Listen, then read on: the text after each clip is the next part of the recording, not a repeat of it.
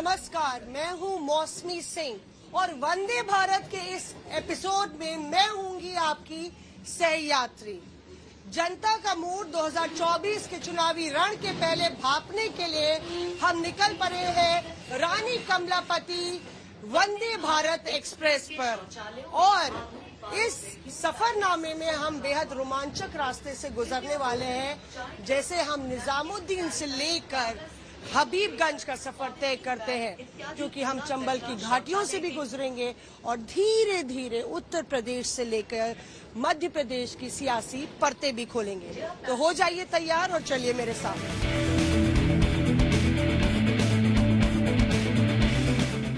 दोपहर 2:40 पर हजरत निजामुद्दीन से रवाना होने वाली वंदे भारत एक्सप्रेस रात 10:16 पर भोपाल के रानी कमलापति स्टेशन तक की 701 किलोमीटर की दूरी 7 घंटे 36 मिनट में पूरी करती है। हमारी चुनावी यात्रा का पहला पड़ाव होगा आगरा, क्योंकि रेलवे देश की धड़कन है, देश की लाइफलाइन है और आगरा हमारा अगला पड़ाव है। वहां पहुंचने से पहले आइए जानते हैं कि यहाँ जो मिनी इंडिया समाया है वो क्या सोच रहा है, क्योंकि 2024 के चुनावी रण में बहुत कम टाइम रह गया है और यहाँ पे देखिए आप महिला शक्ति भी मौजूद है, लगातार मोबाइल पर सक्रिय है।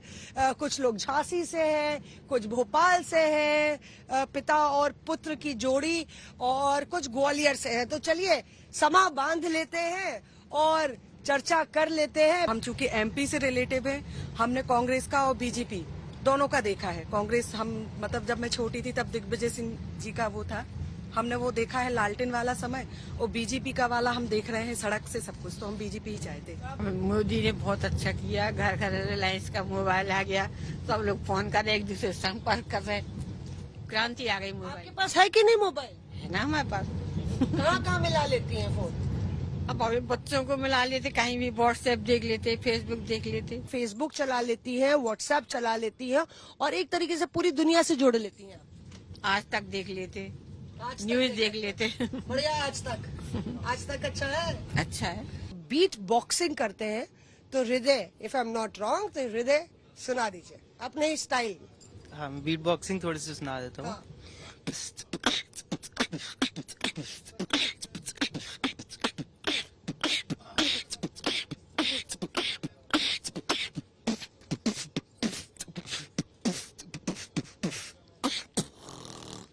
तो ये बीट बॉक्सिंग क्या कह रही थी? कुछ कहना चाह रही थी? क्या कहना चाह रही थी? बीट बॉक्सिंग बेसिकली अपने मुंह से बीट्स प्रोड्यूस करना होता है। और युवा वोटर के जरिए आप क्या कहना चाहते हैं? हाँ, युवाओं के लिए जैसे मैंने देखा है बीजेपी एंड मोदी जी सरकार ने काफी कुछ किया है। जैसे मन की बात वो एक सीरीज करते हैं, उसमें काफी वो युवाओं के लिए उनकी समाधान करते हैं उनकी प्रॉब्लम्स का। कलेक्टर का बच्चा भी अगर पढ़ना चाह रहा है तो वो भी पढ़े, मजदूर का बच्चा पढ़ना चाह रहा है वो भी पढ़े।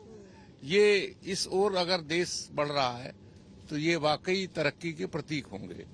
बाकी तो ये सब चीजें हैं, बिजनेस बढ़ गया, सेंसेक्स बढ़ रहा, ये चीजें तो चलती रहती हैं। आंटी जी ताली बजाना चाह रही हैं आपके उस पर भाषण, बजा दीजिए आंटी ताली। ये देखिए आंटी बहुत खुश हो गई हैं। ये तो बढ़िया बोलते हैं। पॉलिटिक्स में तो नहीं है ये? नहीं, मोदी जी के भक्त है। मैं तो रिटायर्ड आदमी हूँ। फर्स्ट टाइम आई एम इन वंदे भारत, तो मैं फर्स्ट टाइम इस ट्रेन में हूँ और मेरे सामने एक जर्मन कपल बैठे हैं and I am feeling. Hello, how are you? Hello hello. देखिए जर्मन कपल बैठे हैं और ये आए हैं घूमने के लिए। Welcome to India. नमस्ते। Can you do namaste to all our viewers? नमस्ते इंडिया।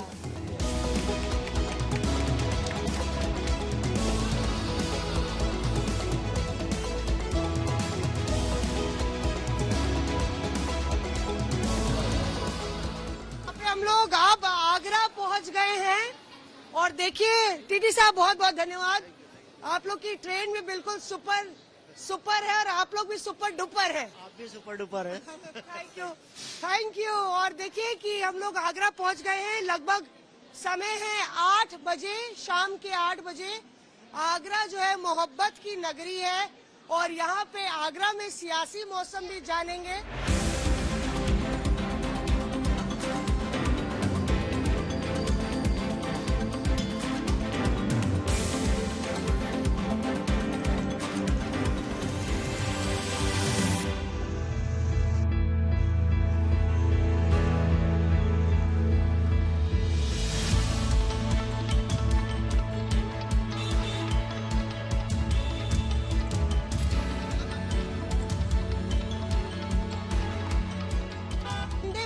एक्सप्रेस से आगरा पहुंचे और आज इस नगरी का कर रहे हैं दीदार। लुधियानवी साहब ने क्या खूब कहा है, एक शहंशाह ने दौलत का सहारा लेकर हम गरीबों की मोहब्बत का उड़ाया मजाक। तो आगरा को कोई इंट्रोडक्शन की जरूरत नहीं है। चलिए आगरा के ताजमहल, आगरा के पेठा के साथ लेते हैं यहाँ की सियासत की खबर।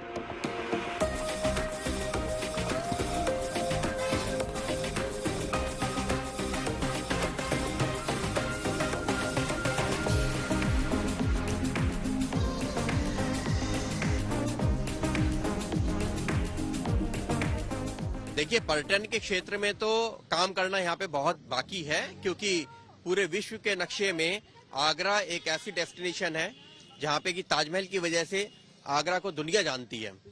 यहाँ पे इंफ्रास्ट्रक्चर डेवलप करने की बहुत आवश्यकता है, यहाँ पे एयरपोर्ट की बहुत आवश्यकता है, और उसके अलावा बैराज की एक बात चल रही है जो बैराज होना ही चाहिए। जैसा कि राजीव जी ने कहा कि वो डैम की बहुत जरूरत है आगरा में। सरकारें आई हैं, पिछली भी सरकारें आई हैं, लेकिन बीजेपी की टाइम में हमें ऐसा लग रहा है कि ये जो योगी जी के अंडरशिप में जो यूपी में है वो इसको पूरा करवा देंगे, और उन्हीं का किया हुआ वादा है।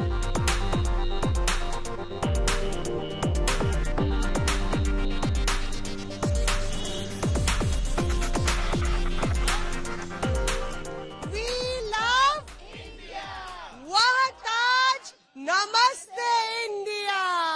It's wonderful. We've had a great trip. We've seen so many different things, and we've enjoyed the people and enjoyed everything we've seen. The wonderful people of India, the wonderful cuisine. It has. Did you learn some Hindi words? Namaste. नमस्ते।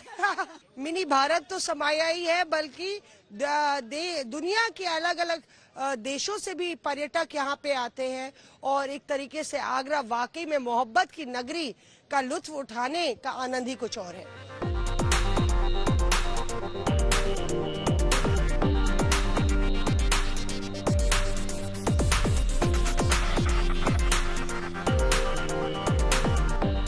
छप्पन भोग आपने भेजे अयोध्या, अब 24 में क्या होने वाला है ये पूछा जा रहा है। सियासी मीठा कौन सी पार्टी चखेगी? देखिए, सबसे पहले तो जय श्री राम, और पंची पेठा की तरफ से 56 तरह के पेठे के लड्डू गए हैं। तो जब योगी जी और मोदी जी ने इतना बड़ा काम करा है अयोध्या में, तो मैं तो डेफिनेटली मोदी जी के साथ ही जाना चाहूंगी। उनको ही मैं सपोर्ट करती हूँ आज तक, बीजेपी को।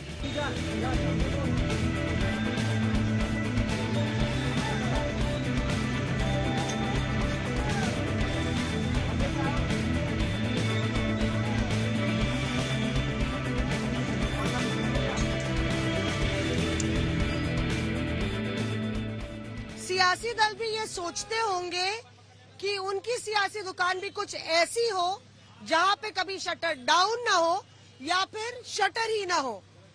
बहरहाल दिल्ली गेट की इस मशहूर चाय की दुकान पर हम हैं और चाय का लुत्फ उठा रहे हैं, पर इस चाय के साथ जो सियासी सरगर्मी है वो भी आपको बता रहे हैं। भाजपा के सांसद यहाँ से एसपी सिंह बघेल हैं, जो कि केंद्र में मंत्री भी हैं। उनके नाम खिताब है कि वो पिछले 10 साल में लगभग 5 चुनाव लड़ चुके हैं, 4 बार सांसद रह चुके हैं। और पहले ऐसा नहीं था, क्योंकि चुनाव जब पहले हुए और 1977 से पहले कांग्रेस यहाँ से लगातार जीतती आई थी, लेकिन धीरे धीरे सियासत ने करवट ली और बीजेपी ने अपनी जड़ों को मजबूत किया, क्योंकि अटल बिहारी वाजपेयी साहब की जन्मस्थली यहाँ से बहुत दूर बटेश्वर नहीं है। कि 2024 में फिर मोदी जी की सरकार आएगी। पूरा माहौल पूरा मोदीमय हो चुका है और कर्म ही सबसे ऊपर होता है, और ये मोदी जी ने साबित करके दिखा दिया। इंडिया में रहने का प्राउड जो फील हो रहा है हम लोग को, वो दिखता है कि बाहर कंट्री कितना वैल्यू कर रही है इंडिया को। उनके मुकाबले में कोई है ही नहीं, जनता की निगाह में उनके मुकाबले में कोई है ही नहीं। जनता दे तो किसको दे, इसलिए परेशान है जनता, दे तो किससे दें। भारत माता की जय बोलो, जय जय बोलो, जय जय बोलो। अंतिम पंक्तियां विदा। स्वागत स्वागत। हमने जीवन भर जब भी ये लब खोले, कभी कभी घनघोर, कभी हौले हौले, और दुनियादारी की बातें बोले, लेकिन जय श्री राम नहीं बोले तो क्या बोले। जय श्री राम। लगातार अपनी कॉन्स्टिट्यूंसी में घूम रहा हूँ और ईश्वर की कृपा है कि रात 1 बजे से पहले मैं कभी घर नहीं लौटा।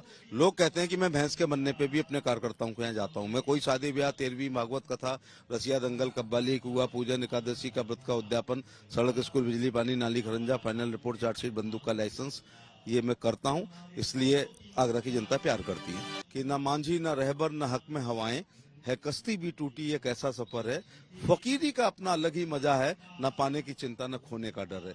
नरेंद्र मोदी जी जो तुष्टीकरण की राजनीति नहीं करते हैं और वो फकीर टाइप के इंसान हैं।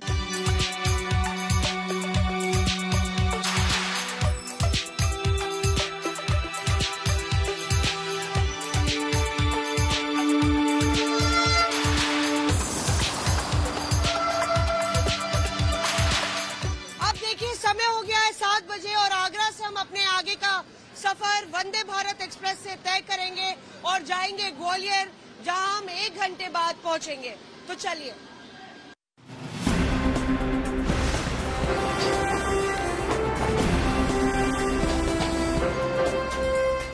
आज के एपिसोड में हमने आपको आगरा की रिपोर्ट दिखाई। अगले एपिसोड में देखिए ग्वालियर और झांसी से वंदे भारत। मौसमी सिंह, आगरा, आज तक।